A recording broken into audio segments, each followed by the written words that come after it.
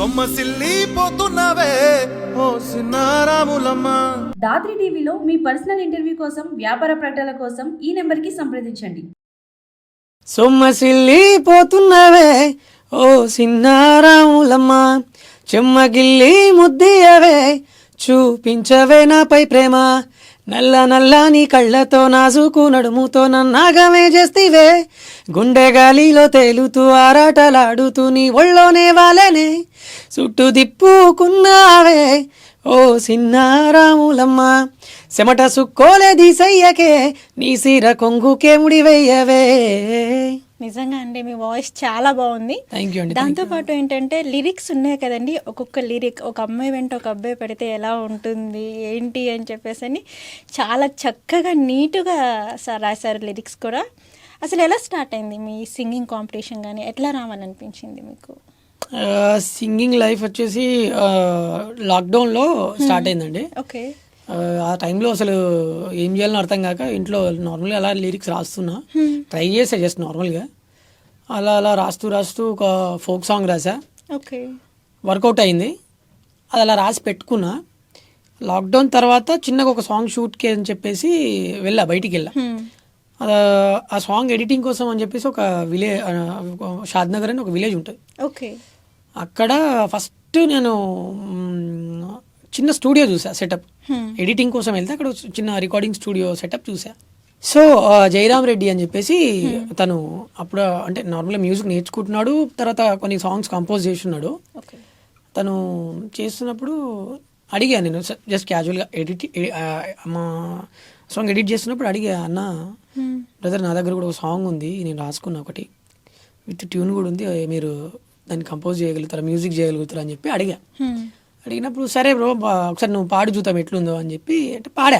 Okay. So పాడినప్పుడు impress అయ్యింది ఆయన, అరే నీ వాయిస్ బాగుంది బ్రో, మంచి అనిపిస్తుంది అండ్ సాంగ్ ట్యూన్ బాగుంది, బాగుంది అని చెప్తే అక్కడ ఫస్ట్ నా ప్రస్తావన స్టార్ట్ అయింది అక్కడే. ఓకే. స్టూడియోలో ఫస్ట్ టైం నేను రికార్డింగ్ అంటే మైక్ ముందు నించొని పాడడం ఫస్ట్ టైం అక్కడ. చిన్నదే సెటప్. ఓకే. నాకు అక్కడ కాన్ఫిడెంట్ పెరిగింది. ఓకే నాకు కూడా నా పాడగలుగుతా అండ్ సాంగ్ లిరిక్స్ రాయగలుగుతా అని చెప్పి కంప్లీట్గా ఒక సాంగ్ మొత్తం లిరిక్స్ రాసి అక్కడే మ్యూజిక్ చేయించా ఫస్ట్ నాది. ఓకే. ఫస్ట్ అక్కడే లిరిక్స్ అండ్ అక్కడే మ్యూజిక్ రెండు. లిరిక్స్ నేను రాశాను. ఓకే. ఆ సాంగ్ మొత్తం అక్కడ రికార్డ్ చేసేసా. ఓకే. తక్కువ బడ్జెట్లో 1500 2000లో నా సాంగ్ అయిపోయింది అక్కడ, చాలా తక్కువ బడ్జెట్లో. సో హ్యాపీ అనిపించింది అక్కడ. అయిపోయింది, సాంగ్ షూట్ చేశాను. నాకు నా ఫస్ట్ సాంగ్కి షూట్కి హెల్ప్ చేశారు బాబు అని చెప్పేసి, మా మంచి క్లోజ్ అన్న, తను ప్రొడ్యూస్ చేశాడు నాకు అక్కడ. తను ఆ టైంలోనే నాకు ఒక 40,000-50,000 ఖర్చు చేసిండు.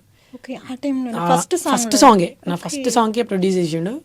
చాలా హ్యాపీ అనిపించింది నిజంగా. బాగా అంటే ఒక మనిషి ఎదుగుతున్నాడంటే ఎవరైనా హెల్ప్ చేస్తారు, కానీ కొంతమంది మాత్రం మనకి ఎందుకులే అనుకుంటారు.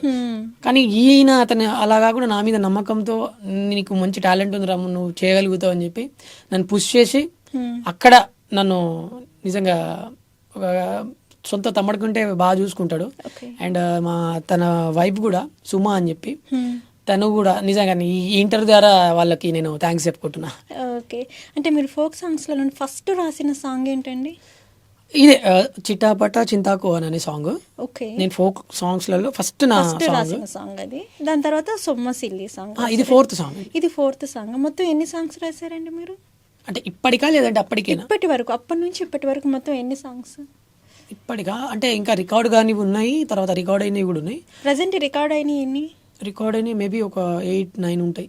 ఓవరాల్గా 10 వరకు 10 ఉంటాయి మ్యాక్స్. ఓకే. ఇంకా రికార్డింగ్ అవ్వాల్సినవి ఇంకొన్ని మిగిలి ఉన్నాయి అంటే ఒక 20 ఉంటాయి. మీరు అలా లిరిక్స్ రాశారు కదా, ఎక్కడ ఉన్నారో చిన్న రాములమ్మ అని చెప్పేసి అని, లైక్ మీ లైఫ్లో కూడా అలాంటి చిన్న రాములమ్మ ఎవరైనా ఉన్నారంటారా? ఉన్నారు అంటే ఇక ఉన్నారు చెప్పండి. సో అక్కడ వరకు వచ్చి ఆగిపోయారు అంటే డెఫినెట్లీ ఖచ్చితంగా ఒక చిన్న రాములమ్మ పెట్టుకోండి ఇక మీరు తమలే. అమ్మో అంతే కదా, ఎగ్జాక్ట్లీ. సో రామురాతుడి కోసం ఎంతోమంది గర్ల్స్ ఫ్యాన్స్ వెయిట్ చేస్తుంటారు, బట్ వాళ్ళెవరికి ఛాన్స్ ఇవ్వకుండా మీరు ఒక అమ్మాయికి ఛాన్స్ ఇచ్చారనమాట. ఓకే. ఫ్యామిలీ గురించి చెప్పండి. ఫ్యామిలీ ఏముందండి, ఫ్యామిలీలో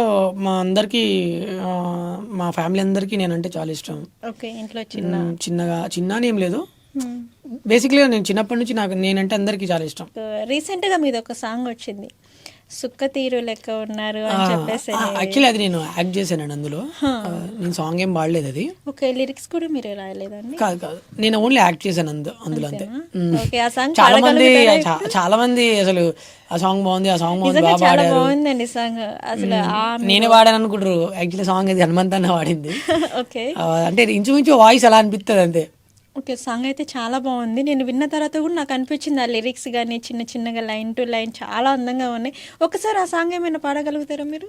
మోసాలు ఎరగని ఎంత కూతరగని ప్రేమంతో పదిలంగా నీ కోసం దాచిన 7 లోకాల తోడు నీడా నీకు కన్నయ్య కాదమ్మా నేను కంటి పాపోలే చూసుకుంటాను నువ్వు మెచ్చే రాముణ్ణి నేను సీత కష్టాలు ముడిపెట్టబోను.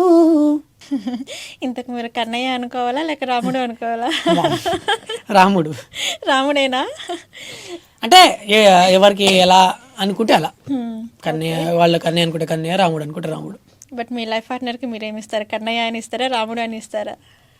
చెప్పాను కదండి, ఇప్పుడు మనిషి ప్రతి ఒక్కరు ఒక లైఫ్లో సక్సెస్ అవుతున్నాడంటే వాళ్ళకు తగ్గట్టు వాళ్ళు మోడ్యులేషన్ అవుతుంటారు. ఫర్ సపోజ్ మంచి వాళ్ళకి మంచి వాళ్ళు, చెడ్డోళ్ళకి చెడ్డోళ్ళు, ఓకే అలా. ఓకే అండి, మీరు రీసెంట్గా డీ ప్రోగ్రామ్కి వెళ్ళారు కదా, అందులో వన్ ఆఫ్ ద కంటెస్టెంట్గా పార్టిసిపేట్ చేశారు కాబట్టి సో ఎలా అనిపించింది అది మీకు? అది ఒక లైక్ ఎందుకంటే మీరు చాలా కష్టపడి వచ్చారు, చాలా పూర్ ఫ్యామిలీ అని చెప్పారు. సో అంత కష్టపడి ఈ రోజు ఇక్కడికి వచ్చేసరికి మీకు ఏమనిపించింది ఆ హ్యాపీనెస్? అసలు చాలా హ్యాపీ అనిపించిందండి అది.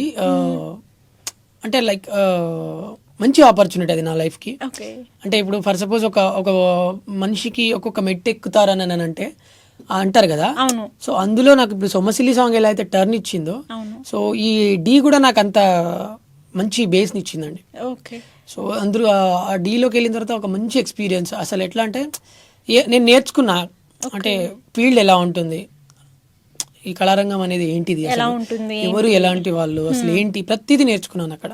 చాలా హ్యాపీ అనిపించింది. సో ఫస్ట్ అలవాటు అయిందంటారా చిన్న చిన్నగా? అంటే ఫస్ట్ స్టార్టింగ్ ఒక 5-6 షెడ్యూల్స్ కొంచెం నర్వస్గానే ఉన్నా. ఓకే, స్టేజ్ ఎక్కితే నాకు భయం పుట్టేది.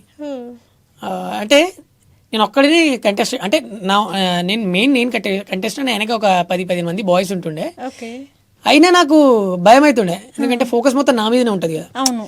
సో అట్లా కొంచెం నాకు ఫస్ట్ ఎక్స్పీరియన్స్ అది, స్టేజ్ పర్ఫార్మెన్స్, అది కాంపిటీషన్ కాబట్టి డి. సో ఆ స్టేజ్ మీద డాన్స్ అనేది కొంచెం కత్తి మీద సామంటారు కదా, అవును, ఇంకా అలాంటిది అది.